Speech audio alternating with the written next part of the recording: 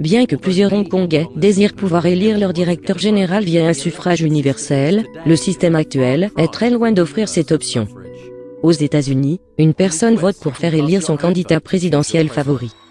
À Hong Kong, c'est une histoire très différente. Il n'y a pas de président mais plutôt un directeur général, qui est choisi par un comité électoral. Mais qu'est-ce qu'un comité électoral? C'est un groupe de personnes qui ne représentent qu'une partie de la population. Hong Kong a une population de plus de 7 millions d'habitants. Pour pouvoir voter pour le comité électoral, vous devez faire partie d'un des secteurs attitrés des groupes d'intérêt de Hong Kong. Par exemple, le service financier, où les banques votent mais pas leurs employés. Ensemble, ces secteurs sont appelés circonscriptions fonctionnelles. En 2016, environ 3% de la population a pu voter pour ce comité de 1200 membres.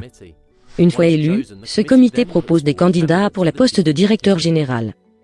Pour être valide, un candidat doit obtenir au minimum 150 nominations. Les candidats débattent à la télévision devant toute la population de Hong Kong, mais le jour du scrutin, seuls les membres du comité votent. Le candidat avec la majorité absolue ou plus de 600 votes gagne.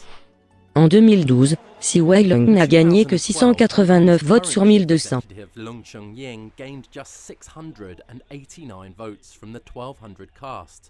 Ce nombre devint significatif devant le mouvement Occupation de Centrale de 2014. C'est ainsi que Tsai Wai-lung a obtenu le sobriquet 6, 8, 9. Les protestataires ont utilisé ce nombre pour exprimer leur frustration relative au système électoral de Hong Kong, où si peu de votes permettent l'élection de leurs dirigeants. Une fois sélectionné, il reste une étape finale pour que le directeur général soit annoncé. Aux États-Unis, le Congrès annonce qui a obtenu la présidence. À Hong Kong, c'est le gouvernement central de Pékin qui a le dernier mot.